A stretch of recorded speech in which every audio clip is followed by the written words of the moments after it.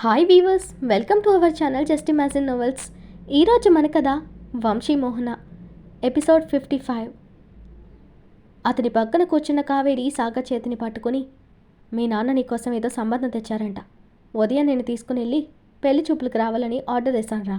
నాకు తెలిసి నా బిడ్డ మనసు, కానీ ఈ అమ్మని కూడా అర్థం చేసుకోనన్నా. నీ పెళ్ళిని కల్లారా చూసి నీ బిడ్డల్ని చూసిన తర్వాత నేనేమైనా పర్లేదు. ఈ అమ్మ కోరిక తీరుస్తావా అంటూ తన కన్నింగ్ నటనతో సాగర్ని పెళ్లి చూపులు కొప్పించి మరుసటి రోజున అమ్మాయి ఇంటికి సాగర్ని తీసుకెళ్లారు. రంగనాథ్ అన్నట్లోనే పెద్ద బిజినెస్ మ్యాన్, విదేశాల్లో స్థిరపడ్డారు. ఉన్న ఒక్కగానొక్క కూతుర్ని ఇండియన్ అబ్బాయి సమర్థుడైన వాడిని చూసి పెళ్లి చేసి తమతో పాటు కూతురు అల్లుడిని తీసుకుని వెళ్ళిపోవాలనేదే ఆయన ఆలోచన. తన వియ్యంకుడికి రంగనాథ్ గారు బాగా ఫ్రెండ్స్ ఇచ్చేవారు కావడంతో సాగర్ని ఆయనకు అల్లుడిగా చేయడం తనకి లాభం అనుకుని ఈ సంబంధం కోసం కోటీశ్వరరావుతో డీల్ మాట్లాడాడు. సాగర్ని కోటీశ్వరుడికి అల్లుని చేయొచ్చు, దానివల్ల తమకు కూడా లాభమే కదా అని కలలు కన్నారు కోటీశ్వరరావు బ్యాచ్. రంగనాథ్ గారు సాగర్ని చూడగానే నచ్చడంతో తన భార్య రుక్మిణి అమ్మతో, రుక్కు అమ్మాయిని తీసుకురా ఆయన చెప్పగానే సరే అంటూ ఆవిడ లేచి కూతుర్ని తీసుకొచ్చి వాళ్ళ ఎదురుగా సోఫాలో కూర్చోబెట్టింది. అమ్మా వేదు, అబ్బాయిని చూడు, నీకిష్టమైతే అలాగే ఆ అబ్బాయికి కూడా నువ్వు నచ్చితే ఈ సంబంధం ఖాయం చేస్తాను అని చెప్పారు రంగనాథ్. వేద పేరు వినగానే ఆమెని నిశితంగా చూశాడు సుధాకర్. ఈ అమ్మాయి మా సాగర్ని కాపాడిన అమ్మాయే కదూ అనుకుంటూ, ఎక్కడా ఆమె అందరి ముందు సాగర్కి ఇదివరకే పెళ్ళయింది, అతను సెకండ్ మ్యారేజ్ కోసం వచ్చాడని చెప్పి గొడవ చేస్తుందో అని కంగారు పడ్డాడు సుధాకర్. తల్లి తండ్రికి విషయం చెప్పాలనుకున్నా ఎక్కడ రంగనాథ్ గారికి అనుమానం వస్తుందో, ఇప్పుడు ఏం చెయ్యాలి అని అనుకుని టెన్షన్గా వేద వైపు చూశాడు సుధాకర్. వేద సాగర్ని చూసి మొదట షాక్ అయింది, తర్వాత కోపంగా పైకి లేవపోయింది. కానీ సాగర్ కనీసం తల తిప్పి తన వైపు చూడకపోవడం, అతను ఏదో పోగొట్టుకున్నట్టు ఉండడం గమనించిన వేద మిగిలిన వాళ్ళ వైపు చూసింది. కోటీశ్వరరావు ఇంకా కావేరి ఆ ఇంటిని వాళ్ళ ఆస్తిపాస్తులను లెక్క కట్టే పనిలో ఉండడం, తన తండ్రితో సాగర్కి ఇది మొదటి పెళ్లి చూపులని అతను మంచి ప్యాకేజ్తో జాబ్ చేస్తున్నట్టు చెప్తూ తమ ఫ్యామిలీ గురించి గొప్పలు చెప్తుంటే వేదకి వాళ్ళంత మంచిగా అనిపించలేదు. కానీ సాగర్ మీద ఆమెకి నెగిటివ్ ఫీలింగ్ అయితే రాలేదు. రంగనాథ్ గారి వైపు చూసిన వేద, నాన్న నేను అతనితో ఒకసారి మాట్లాడాలి అని మెల్లగా తండ్రికి చెప్పింది. ఆయన అలాగే అని నవ్వి అదే విషయం అందరికీ చెప్పారు. సాగర్ అసలు తనకు సంబంధమే లేనట్టే కూర్చున్నాడు. వేదు, అబ్బాయిని నీ రూమ్లోకి తీసుకెళ్ళు అని రంగనాథం గారు చెప్పగానే కావేరి సాగర్ని తట్టి, అమ్మాయి నీతో ఏదో మాట్లాడాలంట, వెళ్ళు నాన్న, నా మాట గుర్తుంది కదా, నువ్వేదైనా చెప్పి ఈ సంబంధం చెడగొడితే నా మీద ఒట్టే అని ఎమోషనల్ బ్లాక్మెయిల్ చేసింది ఆవిడ. సాగర్ అసహనంగా ఆవిడ్ని ఏమీ అనలేక లేచి వేద వెనకే వెళ్ళాడు. కానీ అతనికి ఆమె ఎవరు ఏంటని కూడా తెలీదు. అసలు ఆమెని చూడనేలేదు అతను. లోపలికొచ్చిన సాగర్ని కూర్చోండి అంటూ అక్కడున్న సోఫా చూపించింది వేద. సైలెంట్గా వెళ్ళి సాగర్ కూర్చున్నాడు అక్కడ. వేద అతని ఎదురుగా బెడ్ మీద కూర్చుని, మీకు నేను గుర్తులేనా అని సూటిగా అడిగింది. ఆ వాయిస్ ఎక్కడో విన్నట్టు అనిపించి తలెత్తి అప్పుడు వేదను చూశాడు సాగర్. నన్ను చావనివ్వక కాపాడి ఈ నరకంలో ఉండేలా చేసింది మీరే కదా, థ్యాంక్స్ అని విరక్తిగా చెప్పాడు సాగర్. అతడి బాధ అర్థమవుతున్నా అతని కథేంటో తెలుసుకోవాలని కాస్త కఠినంగా మాట్లాడుతూ, మీ భార్య చనిపోయిందని చావబోయిన మీరు ఈరోజు మరో పెళ్లికి సిద్ధమై ఇవాళ పెళ్లి చూపులకు వచ్చారంటే ఏమనుకోవాలి మిమ్మల్ని, పైగా మీ వాళ్ళు మీకు ఇదే ఫస్ట్ పెళ్లి చూపులని కూడా చెప్పారు అంటూ కోపం నటిస్తూ అడిగింది వేద. సారీ, నాకు ఈ పెళ్లి చూపులు ఇష్టం లేదు, కానీ మా అమ్మ హెల్త్ కోసం తప్పక ఇక్కడ దాకా వచ్చాను. నువ్వని కూడా నాకు తెలీదు. నాకు నా భార్య తప్ప మరొకరు అవసరం లేదు.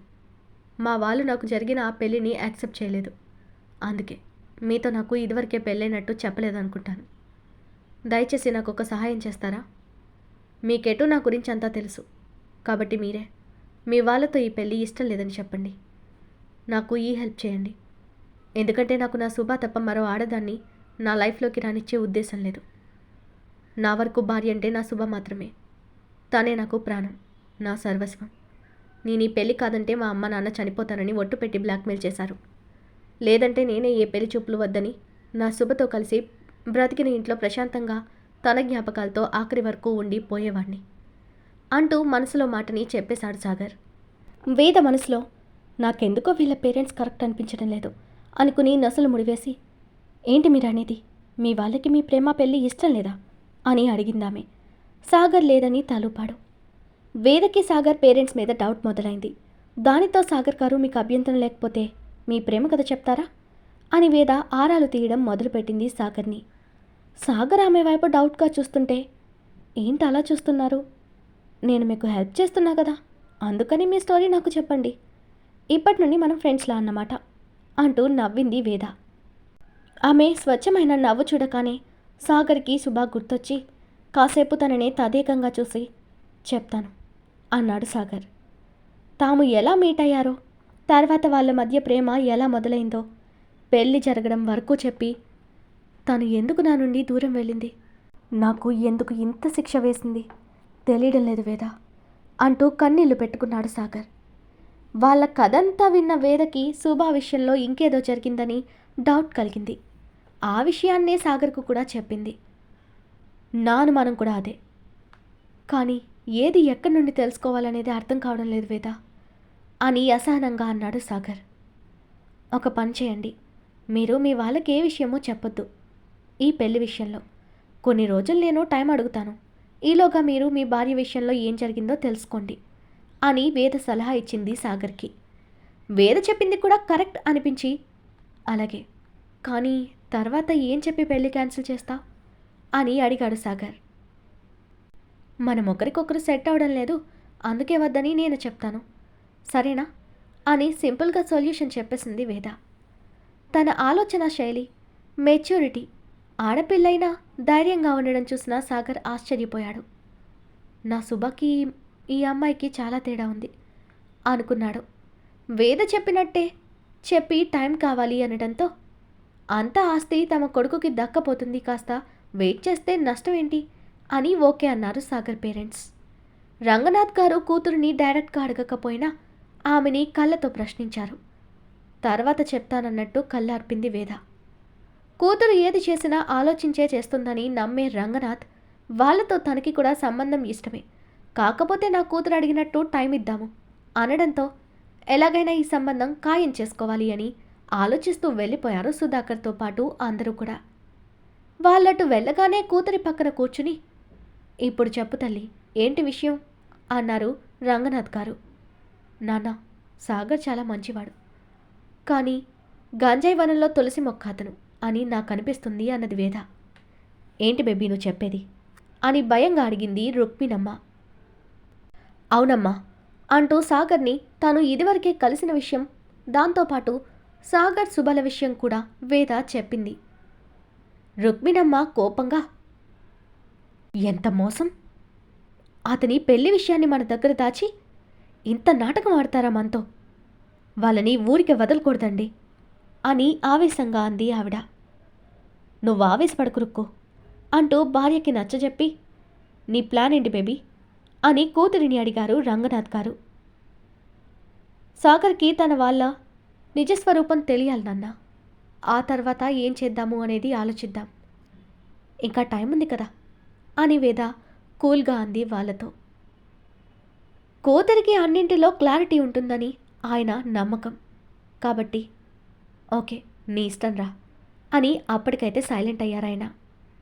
సాగర్ అక్కడి నుండి నేరుగా తాను శుభతో కలిసున్న ఇంటికెళ్ళి ఆ రోజు ఏం జరిగిందని పూర్తిగా తెలుసుకోవడానికి తమ పొరుగింటి పెద్దావిడ్ని మళ్ళీ కలిసి అడగసాగాడు.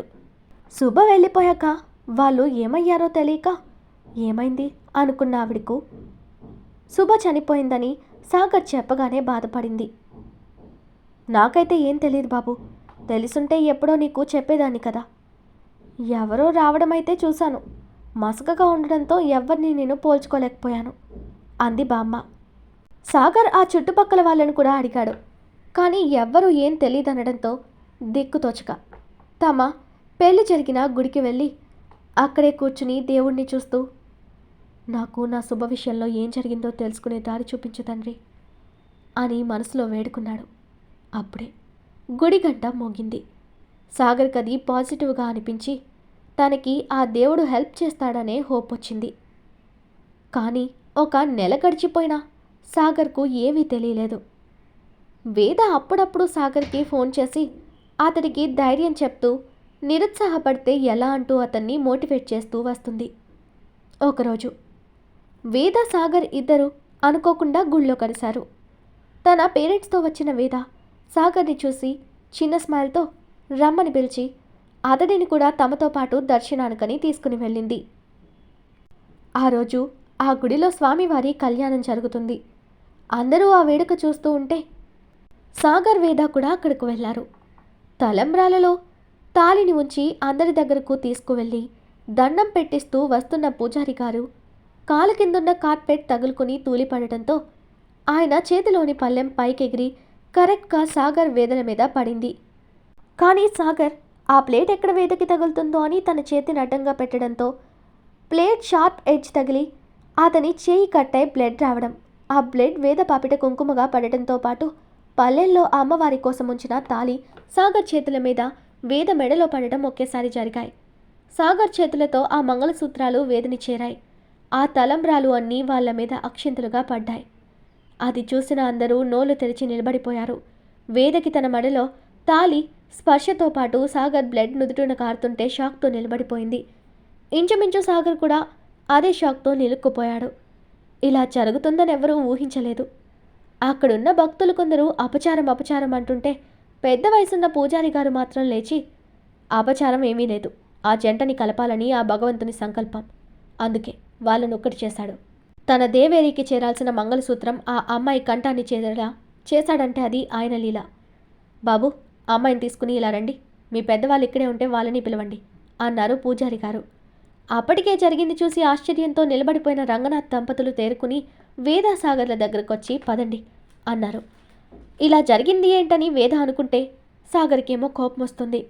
నా శుభాస్థానం నేనెవ్వరికీ ఇవ్వలేనని గట్టిగా అరవాలనుంది. కానీ జరిగిన దానిలో వేద తప్పు కూడా లేకపోవడంతో అతడు మౌనంగా ఉండిపోయాడు.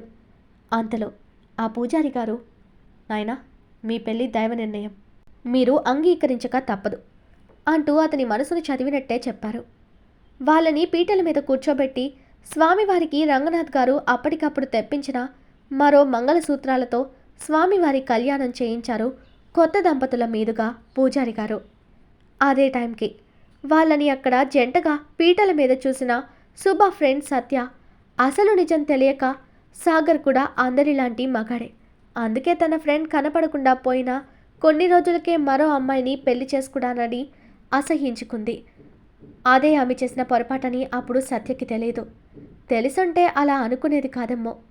సత్య ఒక్క క్షణం ఆలోచించి సాగర్ని ఆ పెళ్లి గురించి నిలదీసుంటే కదా మరోలా ఉండేది, బాగుండేది. కానీ తను చూసింది నిజం అనుకుని సాగర్ని అసహ్యించుకుని దూరంగా వెళ్ళిపోయింది సత్య. ఇక్కడ పీటల మీద కూర్చున్న సాగర్ వేదల మనసులు స్తబ్దుగా ఉండిపోయాయి. ఇద్దరూ ప్రాణమున్న బొమ్మల్లా పూజారి గారు చెప్పింది చేస్తూ పోతున్నారే తప్ప కనీసం ఒకరినొకరు చూసుకొని కూడా లేదు. స్వామివారి కళ్యాణం అంగరంగ వైభవంగా చేయించి కూతురు అల్లుడిని తీసుకుని తానింటికి బయలుదేరారు రంగనాథ్ దంపతులు ఇద్దరు.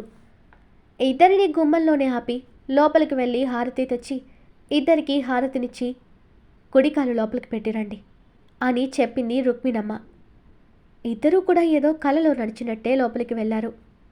రంగనాథ్ గారు వాళ్ళని కూర్చోమని భార్యకి సైగ చేసి తమ రూమ్కి వెళ్ళారాయన. రుక్మిణమ్మ ఆయన వెనకే రూమ్లోకి వెళ్ళింది.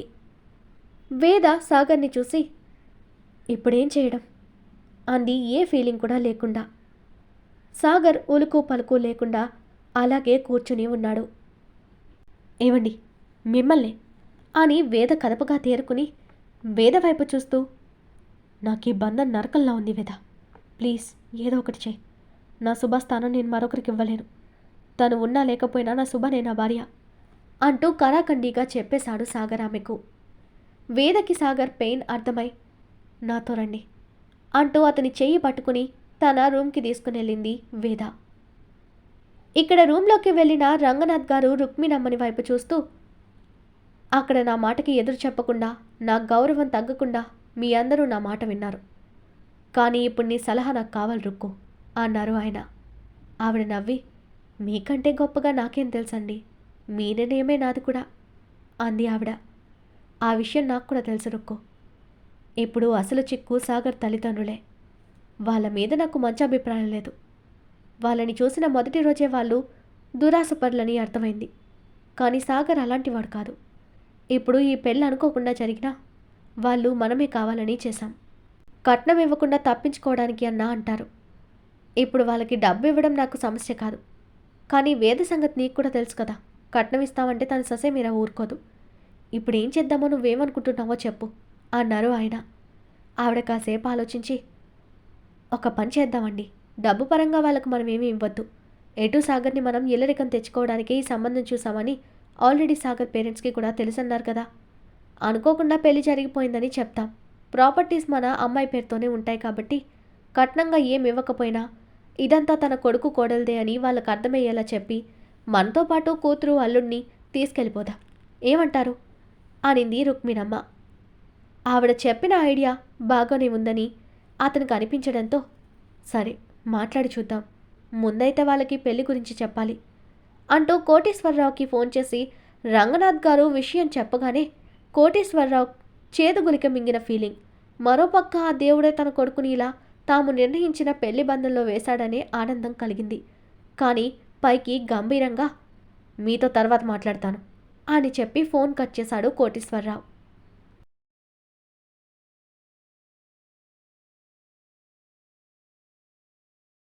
ఈరోజు మన కథ ఇక్కడితో కంప్లీట్ అయింది.